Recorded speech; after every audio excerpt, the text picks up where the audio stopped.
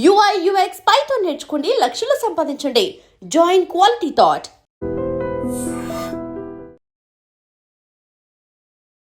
Big breaking అంతోంది. చెర్లపల్లి దగ్గర అంటే హైదరాబాద్ చెర్లపల్లి దగ్గర ఒకే కుటుంబానికి చెందినటువంటి వ్యక్తులు బలవన్ మరణానికి, అది కూడా ట్రైన్ ట్రాక్ మీద పడి ఉండడం గమనించిన స్థానికులందరూ కూడా ఇన్ఫర్మేషన్ ఇచ్చారు. యాక్చువల్లీ నిన్న మిడ్ నైట్ జరిగినటువంటి ఇన్సిడెంట్గా పోలీసులు అయితే గుర్తించారు. 1:30 ప్రాంతంలో చెర్లపల్లి ఘట్కేసర్ రైల్వే ట్రాక్పై ముగ్గురు మృతదేహాలు పడి ఉండడాన్ని స్థానికులు ఎర్లీ మార్నింగ్ అవర్స్ గమనించి ఆ తర్వాత పోలీసులకు ఇన్ఫర్మేషన్ ఇవ్వడంతో పక్కనే వాళ్ళ కారు కూడా ఆగి ఉంది. దీంతో పూర్తిగా డీటెయిల్స్ తెలుసుకున్నటువంటి క్రమంలో పోలీసులకు తెలిసిన విషయం ఏంటంటే వీళ్ళందరూ కూడా ఒకే కుటుంబానికి చెందినటువంటి వ్యక్తులు. సురేందర్ రెడ్డి, విజయ, అట్లాగే చేతన్ రెడ్డి, అంటే భార్య భర్త అట్లాగే కుమారుడు, వీళ్ళందరూ కూడా ఆత్మహత్యకు పాల్పడిండ్రు, ట్రైన్ ట్రాక్పై పడి ఉన్నారు. దీంతో వీళ్ళ డీటెయిల్స్ తెలుసుకున్నటువంటి పోలీసులకు హరితహారం కాలనీకి చెందినటువంటి వీళ్ళు గత 8 సంవత్సరాలుగా అక్కడే ఉంటున్నారు. మరి ఏం జరిగిందో ఏంటో తెలియదు, కానీ ఆత్మహత్యకు గల కారణాలనైతే పోలీసులు పూర్తిగా డీటెయిల్స్ తెలుసుకొని దర్యాప్తు అయితే స్టార్ట్ చేశారు. కాలనీ వాసులకు అడిగినప్పుడు వాళ్ళందరూ కూడా బాగానే ఉంటారు, మరి వాళ్ళకు కుటుంబ కలహాలు ఉన్నాయా లేకపోతే ఇంకేమైనా ఆర్థిక ఇబ్బందులు ఉన్నాయా అని కాలనీ వాసులకు అడిగే క్రమంలో వాళ్ళకు కూడా ఏమీ సమాచారం లేదు.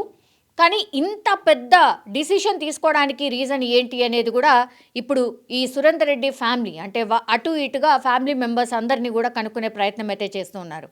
కానీ ఒక్కసారిగా రైల్వే ట్రాక్పై ముగ్గురు మృతదేహాల్ని చూసినటువంటి స్థానికులు భయాందోళనకు గురయ్యారు. తర్వాత పోలీసులకు ఇన్ఫర్మేషన్ ఇవ్వడంతో అక్కడే పక్కన పార్క్ చేసినటువంటి కార్ని చూసిన తర్వాత వీళ్ళు ఏంటి అని కనుక్కునే క్రమంలో హరితహారం కాలనీకి చెందిన వాళ్ళు, వాళ్ళకి ఓన్ హౌస్ కూడా ఉంది, 8 సంవత్సరాలుగా అదే కాలనీలో ఉంటున్నారు, వాళ్ళందరూ కూడా బాగానే ఉండేవాళ్ళు అన్నటువంటి మాట స్థానికులు చెప్తున్నారు. కానీ కుటుంబం అంతా కూడా ఆత్మహత్య చేసుకుంది.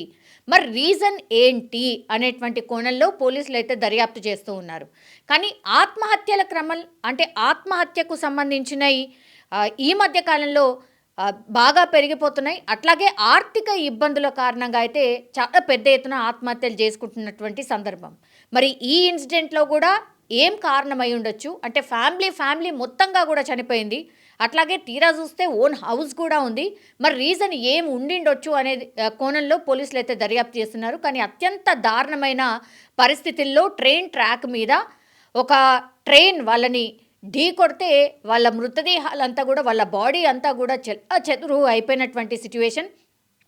అట్లాగే పూర్తిగా కాళ్ళు చేతులు విరిగిపోయాయి, అట్లాగే బాడీ పార్ట్స్ అన్నీ కూడా కొన్ని చోట్ల నుజ్జు అయిపోయిన సిచ్యువేషన్ని కూడా పోలీసులు గుర్తించారు. వెంటనే స్థానికుల సమాచారం అందుకొని దర్యాప్తు స్టార్ట్ చేసిన తర్వాత వీళ్ళ మృతదేహాలను అన్నింటినీ కూడా స్థానికంగా దగ్గరలో ఉన్నటువంటి హాస్పిటల్కి తరలించారు. పోస్ట్ మార్టం కూడా చేస్తున్నారు.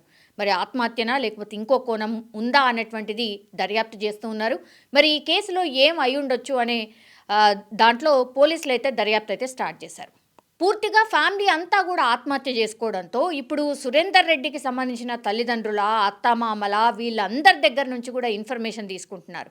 ఎందుకంటే ఎవరు ఇంకా చెప్పడానికి లేరు కాబట్టి ఈ ఫ్యామిలీ మొత్తంగా చనిపోయింది కాబట్టి వాళ్ళ తల్లిదండ్రులో లేకపోతే అత్తమామలో ఏమై ఉంటుంది అని తెలిసే అవకాశం ఉంది. అట్లాగే వాళ్ళ మొబైల్స్ ఏవైతే ఉన్నాయో వాటిని కూడా స్వాధీనం చేసుకున్నారు. మొబైల్ ద్వారా ఏమైనా ఇన్ఫర్మేషన్ దొరుకుతుందో అన్న కోణంలో అదొకటి. తర్వాత ఫ్యామిలీ మెంబర్స్ అందరి కూడా ఫ్యామిలీ హిస్టరీ ఏంటి, ఎందుకు ఇంత డిసిషన్ తీసుకోవడానికి రీజన్ ఏంటి అనే కోణంలో ప్రశ్నిస్తున్నారు. సో చూడాలి మరి ఈ కేసులో ఏమై ఉంటుంది, ఫ్యామిలీ అంతా కూడా ఆత్మహత్య చేసుకోవడానికి గల కారణాలు ఏంటి అనేది కూడా పూర్తి స్థాయిలో దర్యాప్తు చేస్తున్నారు. అండ్ ట్రైన్ ట్రాక్ మీద ఇది ఏంటంటే మెయిన్ ట్రాక్ అయితే కాదు, ఈ ఎంఎంటీఎస్ ట్రైన్ ట్రాక్ మీద ఈ ఆత్మహత్యకి అయితే పాల్పడ్డారు. కాబట్టి ట్రైన్స్ని కొన్ని డైవర్ట్ చేస్తూ ఉన్నారు. తాత్కాలికంగా వీళ్ళ బాడీస్ అన్నిటినీ కూడా మార్చురీకి తరలించిన తర్వాత మళ్ళీ యథావిధిగా ట్రైన్ ట్రాక్ని కొంత మొత్తంగా కూడా క్లీన్ చేసిన తర్వాత మళ్ళీ ట్రైన్స్ని అయితే ఎలో చేస్తున్నటువంటి సిచ్యువేషన్ అయితే కనిపిస్తోంది. నిజంగా ప్రస్తుతం ఉన్నటువంటి సమాజం దేనికి ప్రయారిటీ ఇస్తుంది? ఆర్థిక సంబంధాల చుట్టూ మాత్రమే తిరుగుతోంది. మళ్ళీ ఎన్నికలంగానే చాలా విరక్తి కలుగుతున్నాం. మంచి అనిపిస్తుంది కదా, లేడీస్ కూడా ఛాలెంజింగ్ జాబ్స్ చేసినప్పుడు చాలా బాగుంటది. ట్రాఫిక్ అసిస్టెంట్స్ గా నియమించిన ట్రాన్స్జెండర్స్ అందరితో సాల్యూట్ చేయించుకుంటున్నారు. ఫుడ్ డెలివరీ ఇవ్వటానికి వెళ్ళినటువంటి డెలివరీ బాయ్ అనిల్ పై కళ్ళ ముందు